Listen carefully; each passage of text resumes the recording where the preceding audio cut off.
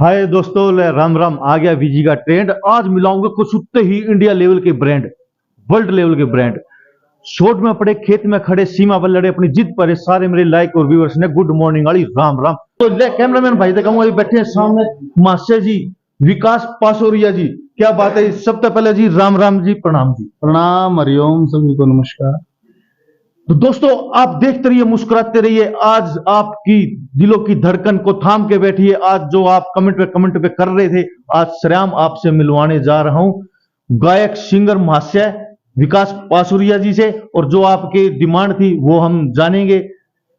तो सर जी, दर्शक जमा ये जानना चाह रहे कि आपको पूरा यूट्यूब और पूरे आपको हर जगह देख रहे हैं और आपकी अच्छी बातें हैं, जो इतनी अच्छी आप बातें बताते हो एक भजन के द्वारा, एक रानी के द्वारा में।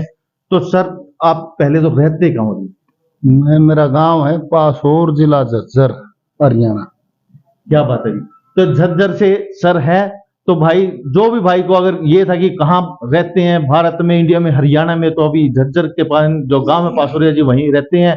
तो सर सबसे पहले तो ये दर्शक ये चाह रहे थे कि आप जो ये इतने जो भजन गाते हो, तो आप सर ये देख के गाते हो या कैसे? क्योंकि हमने जब देखते हैं आपकी, आप कभी ये नहीं देखा कि आप देख के गा रहे हो। ऐसे आपको याद कैसे रहता है जी? जो जब ईश्वर का मेला है, ईश्वर जिसको भेजता है वो स्पेयर पार्ट डाल के भेजता है। जब जब पहलवान भेजता है तो वो पहलवान के स्पेयर पार्ट डाल के भेजता है, थोड़ा खाएगा तैयार हो जाएगा। तो ये भी हम तो उसके उसके सेवक ही हैं। ये बहुत सारे साथियों का सवाल है कि इतनी याद कैसे रहती, उसी को रहती है, वो ही करवाता है, वो चाहता है वो ही होता है, ऐसे नहीं होता है। सब ईश्वर की दया है जो याद करते हैं। बल्कि देख के गाएंगे तो पूरी ऊर्जा से नहीं गाया जाएगा। जो ऊर्जा पढ़ने में बटेगी उतनी कम रह जाएगी गायकी में। जो याद होगी तो आप पूरी ऊर्जा से गा पाओगे। क्या बात है जी, वाह।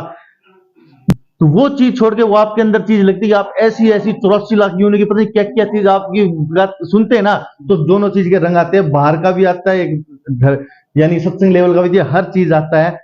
तो ये संतों का आदेश है, गुरुजियों का आदेश है। ये मेरे को, ये मेरा यही आदेश है। सनातन ऋषि मुनियों का मन प्रचार करना है, पूरी ईमानदारी से ऊर्जा से करना है। ये संतों का की ड्यूटी है। उन्होंने मेरे को आशीर्वाद दिया है, मेरे को चुना है, बस मैं नतमस्तक हो गया। मेरा प्रणाम। हर मेरे काम में मेरे को बड़ा आनंद है। क्या बात है जी।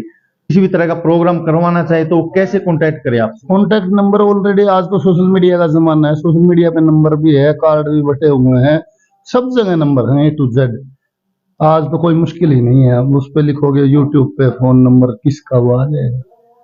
तो सर एक ये चैनल हरिओम समाचार जानना चाह रहा है कि उन्होंने कहा था कि जाके सवाल करना कि आपका कंपटीशन किसके साथ है जी? कंपटीशन सत्संग में जैसे कंपटीशन नहीं होता। कंपटीशन तो वैसे कोई खेला खेल में होता है या फिर व्यापार में होता है। सत्संग में कोई कंपटीशन नहीं है। सत्संग में होता है प्रचार। हमारा तो प्रचारी का काम है, प्रचार करते हैं। कंपटीशन किसी से भी नहीं है। कंपटीशन है तो बुराई से है या बुरे गाने वालों से है कि भाई हमने सत्य को फैलाना है, उन्होंने उसको फैलाना है, कौन ज्यादा कर पाएगा, बस यो है। तो मेरे बुद्धि से तो कंपटीशन है तो बुराई से है, और कुछ नहीं है। वही है जी, आपके कंपटीशन में कोई है ही नहीं। जैसे कोई सिंगर गायकी में बात कर रहा था, लेकिन देख नहीं लग रहा कि, क्योंकि मैं भी आपके साथ इंटरव्यू की मैंने आपसे परमिशन ली, बोला कि क्योंकि मेरे को लग रहा था आप इतने ज्ञानी जाने, हम तो आपके चढ़ने के धूल भी नहीं है, हमें मालूम ही नहीं, लेकिन फिर भी आप इतने अच्छे। क्योंकि कई प्रोग्राम मैंने देखता है, कोई आजकल लेडीज के साथ प्रोग्राम चलाते हैं, वो चीज देखते हैं, लेकिन आपके तो इर्द गिर्द भी नहीं होती कोई ऐसी कोई। नहीं, लेडीज के साथ बिल्कुल सही है। लेडीज के साथ गाना बुरा नहीं है, मैं भी गा लूं, बशर्ते कि वो मेरे टेस्ट की हो। मेरा जो प्रचार में मैं लगा हूँ, वो पूरी ईमानदारी से उसी प्रचार में हो, ऐसी मिलती नहीं है। तो फिर वो टाइम इतना ही है, चाहे उन्हें समुद्र में जाओ, चाहे किनारे से चाख ले, बखारी है वापिस मुड़ गया, तो सारी उम्र चाखण में खो दे, 10 किलोमीटर इधर 10 किलोमीटर इधर। तो एक बार में समझ आ जाए कि कोई भी नहीं है। मैंने पीछे भी कहा था, एक भी ना आई। मैंने बोला था मैं महिला के खिलाफ नहीं हूँ, मैं बल्कि लेडीज जिस मंच पे हो तो उसकी सभा की गरिमा और बढ़ जाती है, बशर्ते कि फिर वो उसी रस की हो। फिर ये पैसे की जो भौतिकवाद की जो रेस है, बहुत सी लड़कियां आती हैं इस मूड से कि हम सही गाएंगे, पर जैसे वो खून मुंह लगने वाली बात नहीं है। खून मुंह लग जाता है, पैसे की ये रेस ऐसी है उससे कि व्यापारी आज इस मंच से व्यापार कैसे होगा, फिर उसी परिभाषा पे आगे खड़ी हो जाती हैं और वो सिर्फ पैसे तक ही रह जाती हैं। तो इसके प्रचार में जैसे पैसा वो ठीक है, वो एक अलग बात है ईश्वर के प्रचार में सत्संग में एक चीज और मिलती है, वो करने वाले को ही मिलती है। वो जिसको मिल जाती है उसको फिर पैसे की और भौतिकवाद की और बहुत भूख नहीं रहती। काम बोले प्रभु जी इतना दीजिए जिसमें कुटुंब समाए, मैं भी भूखा ना रहूं ना साधु भूखा जाए, फिर इतना ही रह जाता है, प्रभु मेरी इज्जत बचा लेना और फालतू बात। बस क्या बात है जी, वाह जी वाह। तो एक सर हमारे दर्शक है ना कमेंट करने लग रहे, पूरी डिमांड करने लग रहे, एक आपकी राजनीति 20 यानी कि 20वीं सदी जाएगा और ये प्रलय आएगी, ऐसी शायद राजनीति, क्योंकि देखो मेरी अपनी याददाश्त नहीं इतनी, क्योंकि मैं तो आपके वो बताया था चरणों की धूल भी नहीं है। एक आपकी राजनीति की 20वीं सदी में ऐसा युग आएगा, वो हो जाएगी, वो समझ गए होगे आप। हमारी नहीं थी वो रागनी। ये रागनियां हमारे जो पूर्व में जो कवि हुए हैं प्राचीन, आज वो जैसे 5 तत्व के चोले से तो हाजिर नहीं है, भौतिक चोले से तो, बाकी उनकी जो पुरानी रचनाएं हैं उनमें बहुत मतलब कि ये भी भरा पड़ा कि भविष्य में कैसा आएगा। और ये नहीं है कि कवियों ने लेखों का अध्ययन किया, ये सब हमारे लेख में लिखा रखा है ऑलरेडी, हम पढ़ते नहीं है। हाँ, बिल्कुल। बात यह कि समाज कोई भी नहीं पढ़ता है, पढ़ाई दूसरी है। और ना तो जैसे वो कह रहे हैं ना, वो जैसे दादा लक्ष्मी का एक भजन है, सुखदेव मुनि कहें सुनो परीक्षित समय बड़ा बलवान, प्रेम से धरो प्रभु का ध्यान, ये राजा जगन्नाथ जी ने लिखा है। एक पंडित लक्ष्मीचंद जी का भजन है, जैसे समंद ऋषि से हुए ब्रह्म ज्ञानी जिसने वेद विचार्या, वेद व्यास जी कलु काल का हाल लिखण लगे सारा, ये पंडित जी की टेक है। तो एक मेरा साथी कलाकार था, नाम तो मनी मानी बोला, रे लक्ष्मी झूठ बोलता है। हमने क्यों बोलता है? बोला इस भजन में कहता है, तुम कहते हो वो तो सारी सही कहता है, वो सारी सही कहता है। बोला ये कहता है 9 बेटे हुए एक बाप का ना पेट बनता होगा, वीर मर्दो न्यारे न्यारे बखत ईसा होगा, घर घर में पंचायती हो जाए कौन किसने समझा होगा, मनुष्य मात्र का कर्म छोड़ नरधन जोड़िया सा होगा, बांध रकम न कड़िक का मर्जिया मांग्या मिलना उधारा, फिर वेद व्यास जी कलु काल का हाल लिखने लगे सारा, माँ के गलत कह दी। बोले 9 बेटे तो ना होते, 2 है माए तो ईब है, पहले 9 भी थे। और बात ये लक्ष्मीचंद जी नहीं कह रहे, लक्ष्मीचंद जी ने टेक में ही बता दिया, समंद ऋषि से हुए ब्रह्म ज्ञानी जिसने वेद विचार्या, वेद व्यास जी कलु काल का हाल लिखने लगे सारा। उन्होंने वेद व्यास जी के लेख को पढ़ा या सुना, उस लेख में लिखा था, लेख को Laxmichand as a machine, input Shastri रखते थे, वो बोल के सुनाते थे। हाँ, वो पढ़े लिखे नहीं थे, शास्त्री रखते थे, तनख्वाह पे सैलरी पे, वो उनको लेख शास्त्र पुराण जो भी पढ़ के सुनाते। तो लक्ष्मीचंद एज ए मशीन, इधर से इनपुट इधर से आउटपुट, जो सुना उसको शब्दावली में होके बोल देते थे। चलो जी, ये तो देखो आपने बताया, अब बताया हमने तो एक दादा लक्ष्मीचंद के ऊपर फिल्म देखी थी, लेकिन शायद उसमें तो ऐसा शायद नहीं दिखा रखा है, ये यशपाल शर्मा जी की फिल्म थी। नहीं, उस फिल्म में अभी वो सांगी बने है, अभी तो वो तो बचपन की फिल्म है। अच्छा आगे, अभी तो दूसरे के सांग में है वो।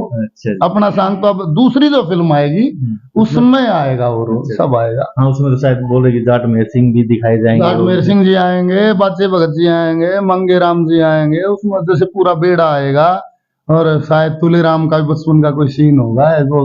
अच्छा जी, ये सवाल था कि जो बताया था कि 20वीं सदी में ऐसा होगा, ये लेकिन है ना, सही बात है कि रागनी किसी और की आपके मुंह से इनको वो हुई थी, आउट हुई थी, लेकिन हमारी तो सर्चिंग में आपकी आई थी। तो वो ये अपना युद्ध चल रहा था देशों का, उस टाइम ये लग रहा था कि ये बिल्कुल होने वाला ही अभी अपनी जो ये युद्ध चल रहा था उस टाइम। कोरोना टाइम में बहुत चली वो, बहुत जिक्र रहा है उसका, बीमारियों के ऊपर उसमें पहले ही गया हुआ था।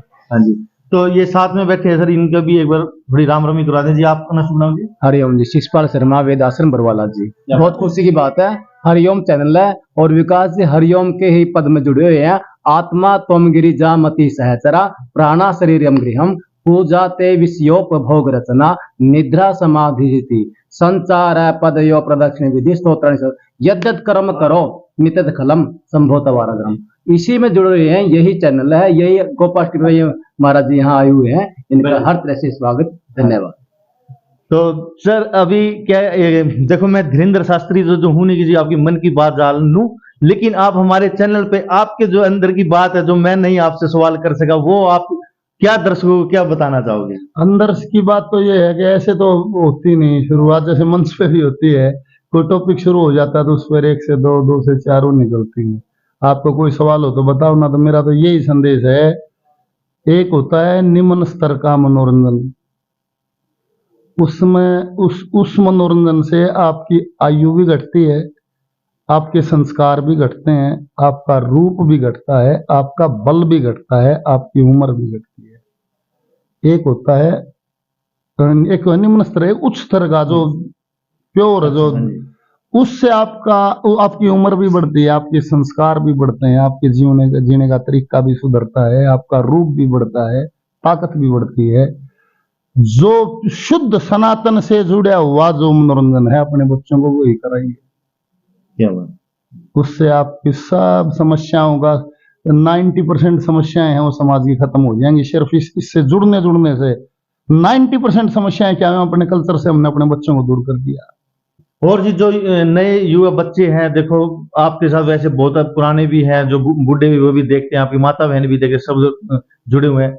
बुजुर्ग वो एक साथी है मेरा पवन उमरा से, वो कह रहे एक ही बात का चैलेंज है मेरे सामने, बोला कि समय समय पे गाने वाले सब बढ़िया हुए हैं, पर जैसे अपनी उम्र में एक गाने वाला एक वर्ग को आकर्षित कर पाया, बिल्कुल। मगर जैसे जैसे बोले मास्टर सतबीर जी हुए, वो बुजुर्ग उसको ज्यादा सुनते थे। जैसे सुनील दुजानिया था हमारा साथी, बहुत जोशीला गाने वाला था, बोला पर उसको जैसे युवा पीढ़ी ज्यादा सुनती थी। नरेंद्र कौशिक है, भजन सम्राट है, बोला पर उसको उनको जैसे औरत ज्यादा सुनती है। तो बोला ऐसे है, बोला मेरे को गाने वाले तो बहुत बढ़िया हुए, मेरे को आश्चर्य ये है कि ऐसा गाना गाता है जिसको हर वर्ग सुनता है, बुजुर्ग भी सुनता है, महिला भी सुनती है, नौजवान भी सुनते हैं, छोटे बच्चे भी सुनते हैं। बोले ये आश्चर्य, और तो और संत महात्मा भी सुनते हैं। बात यही तो बात है जी, बिल्कुल भाई। मेरे पास ये एहसान है, महात्मा लोग बुला के कहते हैं हमने सत्संग सुना दे, मेरी औकात क्या है मैं संतों को सत्संग सुना दूं, पर ये कोई ईश्वर की दया, संतों की दया है कि महात्मा भी सत्संग सुनते हैं। ना जी, बिल्कुल सही बात है, यही बात और मंत्री संतरी भी नहीं कहते हैं चंडीगढ़ तक तेरी ये सुना मत ना, तो बिल्कुल सही बात है जी। और मैं एक चीज और जानू कि जो छोटे बच्चे हैं, आप बहुत अच्छा बताते हो सुनते, क्योंकि हमारी तो मानते नहीं है, तो उनको आप बच्चों को क्या कुछ बता दीजिए जो आप, क्योंकि आप समझाओगे तो अच्छा समझ जाते हैं। बच्चों के बच्चा तो है कच्ची मिट्टी, बिल्कुल कच्ची मिट्टी होता है, उसको संस्कार आकार परिवार देता है। मैं मंच के माध्यम से छोटी छोटी बातें बता देता हूँ। जैसे भाई कोई छोटा बच्चा है तो उसका कोई वो 100 रुपये 500 रुपये लेके आएगा, तो मैं पूछता हूँ ये क्या दिल्ली पुलिस में लगे या हरियाणा पुलिस में लगे, इसको सैलरी थोड़ा मिलती है, इसके साथ कोई बड़ा आया है, वो इसको लेके आया है, इसको वजन भी समझ नहीं आते, ये इनाम इसके हाथ में दे दिया है, ये मेरे को दे के जाएगा, इसको ना वजन समझ आ रहे ना इसको व्यवस्था का पता है आज क्या फंक्शन है। इसको एक बात पक्की हो जाएगी कि वजनी का मान सम्मान करे यार, इसी के हाथ से तुमने जो ये गंदा नाच करते हैं उनको पैसे दिलवाने लग जाओ, इसका आज ये बात पक्की हो जाएगी, नाच नालियां मान सम्मान करे। तो ये बच्चा तो है कच्ची मिट्टी, उसने छोटी कटोरी में आप नॉनवेज डाल के दे दो, का बेटा खा, अगर ताकतवर है अच्छा है, और 5, 7, 10 साल में वो बच्चा गली में बैठ के खा लेगा, उसको झिझक नहीं होगी। सही बात, जैसी संगत वैसे रंग। तो बच्चा तो है कच्ची मिट्टी, उसको तो संस्कार हमने देने हैं, ट्रैक हमने देना, हमने उसको कैसा बनाना है। घर में सनातन की चर्चा करिए, ऋषि मुनियों की चर्चा करिए, अपने पुरखों की चर्चा करिए, ना कि उस पाश्चात्य उसकी वो क्या पाश्चात्य सभ्यता क्या कि वैसा ही डाइनिंग टेबल आ गया, डाइनिंग टेबल नहीं, चौकी लेके आओ, धरती पर बैठा के खवाओ, अंग्रेज ना बनाओ। अगर आप अंग्रेज होते तो इंग्लैंड में पैदा ही हो जाते। सही बात, ये तो यहाँ पे तो पैदा होने के लिए जी सब भगवान ही यहाँ पे पैदा हुए अपनी जिस जगह। हाँ, फिर अगर वो तुम हम उनकी, जबकि वो कुछ नहीं है, वो सभ्यता वो संस्कृति इतनी मूल्यवान नहीं है जितनी कि सनातन संस्कृति है। अपने बच्चों को सनातन से जोड़िए, ना तो आप बोला धोबिया कुत्ता घर का न घाट का, वो हालत हो जाएगी। हम नाम के सनातनी रह जाएंगे, हमारा संस्कार, खान पान, रहन सहन, बोलचाल सब डे बाय डे खत्म होती जा रही है। और बता दूं, रोज बताता हूं, सबको पता है हमारा ज्ञान मूल है वो वेद में है, शास्त्रों में है। वेद और शास्त्र हमारे संस्कृत में है, और हमारे हिंदुस्तान में संस्कृत पढ़ना जरूरी नहीं है। कितनी दूर है वो दिन मनाए, न्यू बता दो। जब एक भी आपके धर्म को जानने वाला नहीं होगा, एक सिंगल भी नहीं होगा, तो नाम के सनातनी रह जाओगे, मोर के। बचाओ अगर चाहते हो कि सनातन बचे, और ना तो डमंडल बंद कर दो आज जाए, फिर अंग्रेज से बनो पूरे। जो बीच में चाड़ा कुछ नहीं, खान पान अंग्रेजों का, ओढ़ना पहनना अंग्रेजों का, भाषा अंग्रेजों की, तो फिर सनातनी कहां से? फिर कहां से भाई। चलो देखो दर्शकों, देखो मासी जी ने एक बात बताई, आप इस पे जरूर अमल करना और अपने बच्चों को ये चीज दिखाना, अपने सनातन से जोड़ना। एक खुशुत्ता और सवाल आना रही, जमा खुशुत्ता, वो एक नहीं, सनातन से जो आप ये बताइए जो आपने बात अभी, तो सनातन से सर ये जुड़े कैसे? ये सनातन का आपने कोई पाठशाला वो अभी आ रही है वो चीज, उसके बारे में और जानना वो चाह रहे हैं। सही है, सही है।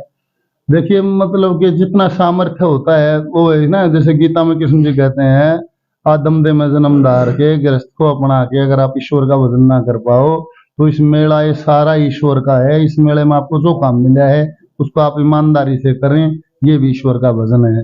जैसे आप पत्रकारिता करते हो, आप ईश्वर के मेले में आपको ये काम, तो आप अपनी पत्रकारिता को ईमानदारी से करें, ये भी ईश्वर का भजन है। तो मेरा यह जितना मेरा सामर्थ्य है उस सामर्थ्य के अनुसार मैं संस्कृति की सेवा में ईमानदारी से करूं, मतलब ये मेरी इच्छा है। तो उसके तहत एक पहले सब कवियों का आश्रम हमने शुरू किया था। वो चलो कोई नहीं, वैचारिक मतभेद से या फिर समाज में जैसे सबका मन एक सा नहीं हो हाँ, बिल्कुल सकता, सही बात। आदमी स्वार्थ से ही जुड़ता है, अगर स्वार्थ की पूर्ति नहीं है तो वहाँ कुछ गड़बड़ हो जाती है। तो वो आश्रम हमने शुरू किया था, वहाँ कुछ वैचारिक मतभेद हो गया, हमने उसको छोड़ दिया। अच्छा जी। वो जमीन लेकर बना बादशाह को बन भी लिया, उसको छोड़ दिया, मैं कोई नहीं, इसको तुम चलाओ। अच्छा जी। ईश्वर की कृपा से गुरु महाराज के आशीर्वाद से मैंने एक पाठशाला शुरू करी थी। अच्छा जी।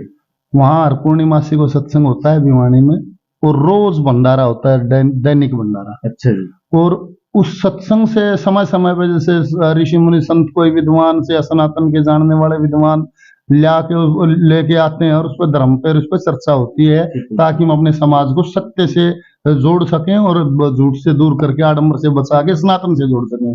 उससे प्रभावित होके वकील साहब हैं जगदेव जी कोसली के, अच्छा जी। उन्होंने कहा कि ऐसी पाठशाला हमारे यहाँ खोल दो। तो अब दूसरी पाठशाला कोसली के पास श्यामनगर में खोली है, उसमें भी हम सनातन से संबंधित और अपने संस्कृति संबंधित गतिविधियां उसमें भी चालू रखेंगे।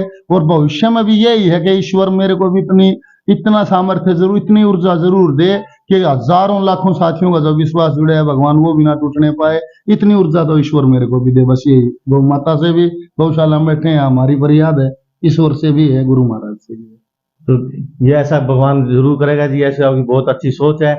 तो ऐसी पाठशाला तो मैं कह रहा हूँ सभी ब्रांच सभी जगह होनी चाहिए। मैं तो कहूँ हर गांव में होनी चाहिए, हर गांव में होनी चाहिए, जहां जरूरतमंद भोजन कर सके, कोई भूखा ना सोए। सारे गांव में क्या मुश्किल होता है, और समय समय पे बढ़िया कोई सनातन से संबंधित या ऋषि मुनियों से संबंधित, हमारे वेद शास्त्रों से संबंधित अपना। अब ये तो नहीं हो सकता जैसे पत्रकार महोदय के आज जहां समाज है तो उसको हम ये कहें झोपड़ी में रहो, बैलगाड़ी में चलो, कच्चे में किसे लिपो, वो तो नहीं होगा। आज जहां हैं उन सभी आधुनिक सुविधाओं का फायदा उठाते हुए भी हम सनातन से जुड़े रहें, ऐसा मार्ग निकालना पड़ेगा। तब जाके ये नहीं होगा कि जैसे जीते थे नहीं, आज वाली सब सुविधा लो A to Z, पर सुविधाएं लेना मतलब एडवांस होना या प्रोग्रेस होना, ये नहीं कि हम नंगे हो जाएं। नंगा होना प्रोग्रेस है? नहीं है, बिल्कुल नहीं है। उत्तम संस्कारों के साथ सारी सुविधाओं का भोग करो, जीवन सौ गुण आनंद में हो जाएगा। सही है। और ये आज परिभाषा बदल गई है, शराब पीना, अय्याशी करना, इसको प्रोग्रेस समझते हैं, नगनता को प्रोग्रेस समझते हैं, गंदा बोलने को प्रोग्रेस नहीं है। ये फूडता है, ये कुछ ना कुछ विनाश है, विकास नहीं है, प्रोग्रेस नहीं है, बिल्कुल नहीं है। ये तो डाउनफॉल है। पर यह है कि वो अपनी अपनी परिभाषा मानव स्वयं गढ़ लेता है। बढ़िया सारी सुविधाओं का भोग करो, उत्तम संस्कारों के साथ जीने का आनंद बढ़ जाएगा। क्या बात है। देखो खाने पीने के लिए बहुत सी चीजें हैं, कोई जरूरी नहीं कि आप नशा खराब या कोई इस तरह की चीजें जाए, ये नॉनवेज जो है उस तरीके का, और इससे अच्छे अच्छे बहुत शाकाहारी चीज जो होती है वो चीज आप। नॉनवेज पशुओं के खाने का है, हमारा है ही नहीं। जो शुद्ध साहब है, जो पानी पीते हैं सबड़ सबड़ कर रहे हैं नहीं, वो राम ने बना रखा नहीं, वो मांसाहारी है, उसकी पहचान है यार। और जो पानी गट्ट गट्ट पी जाए नहीं, वो शाकाहारी है। उसका लीवर भी, उसके जो मांसाहारी है उसके दांत भी अलग हैं, उसका लीवर भी अलग है, उसका हर गुण धर्म अलग है। हम हैं ही नहीं मांसाहारी, हमारा लीवर नहीं मांसाहार करने का, हमारे दांत नहीं, हमारा कुछ भी तो नहीं। ये तो बरनी कहाँ से हम कहाँ चले गए क्या। हाँ सही बात। चलो दोस्तों, आपने इतना समय निकाला, इसके लिए आपका बहुत बहुत वेलकम हमारे चैनल पे। तो दोस्तों फिर मिलेंगे आपको नए इंटरव्यू के साथ, जब तक देखते रहिए, मुस्कुराते रहिए। जय हरियाणा, जय हरियाणवी, जय हिंद। जय हिंद, नमस्कार, हरिओम।